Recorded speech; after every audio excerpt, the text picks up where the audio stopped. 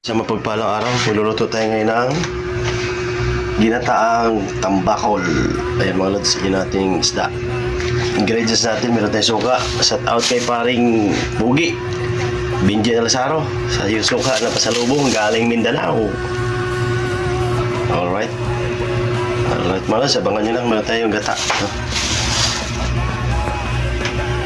Step natin mga lods, first step ko is prito muna konti para medyo ma-brown ako po, para at least medyo ano siya, magandang tingnan. This is my version mga lods na ginataang tambakol.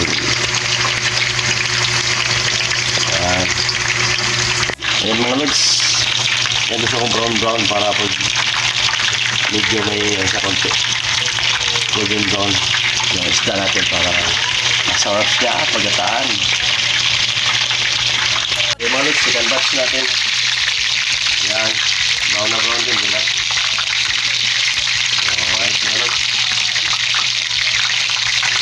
Ngayon mga lods, mag-isa na tayo ng ingredients.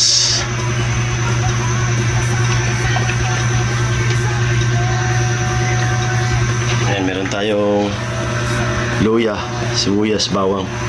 Ito yan, halo ulit na.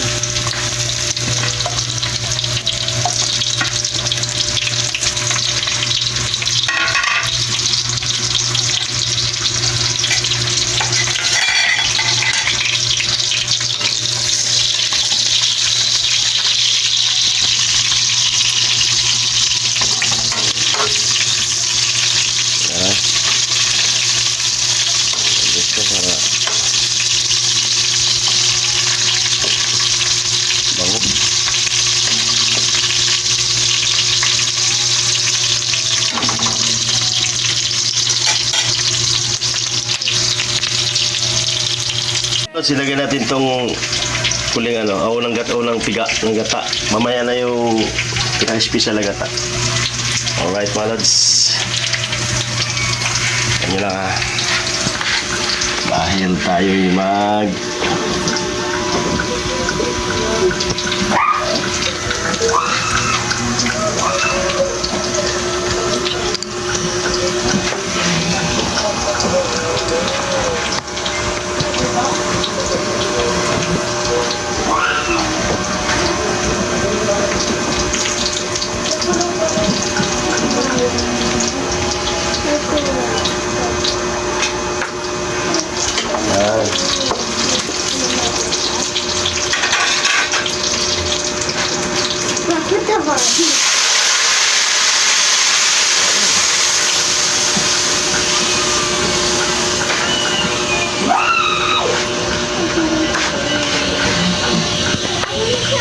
Lods, oh. Diba? Wow. Kunin natin yan mga lods bago tilagay yung isda.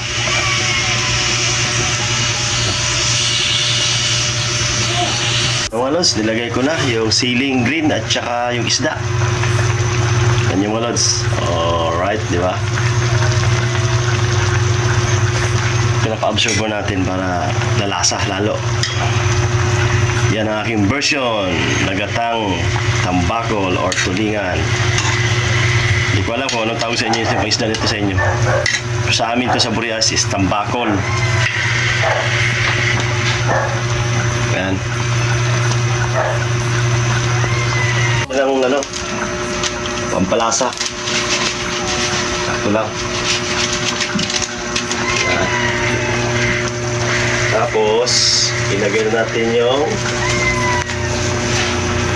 ating special na gata. Ayan o.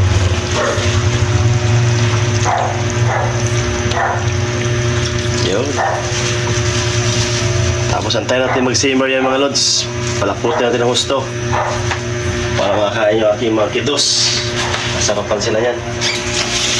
Alright mga lods, sabayan nyo mga lods pagka nag-simmer na. Mga lods, lapot na oh. Ito tayo pag meron siyang first gata, yung special na piga. Yan. Antayin natin medyo magmamantika. Yan yung ating final recipe of my version ginataang tambakol. Hindi kayo mga lods, kaya ano, nakahubad tayo, mainit. So hot. Ano? Kita niyo? Alright. Pakita mo. Tikman na natin. Yan o. Wow, sarap. Ano tayo ng kunti lang. Natin. Natin, siyempre. Tama laman.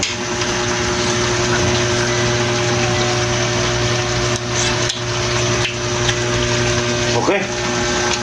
Ito. Harap.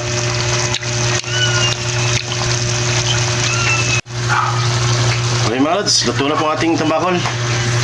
Ginataang tambakol, may version ginataan. Alright mga lods, uok ko na yung para tipid sa ating gasol. Alright mga, salamat sa panonood mga lods.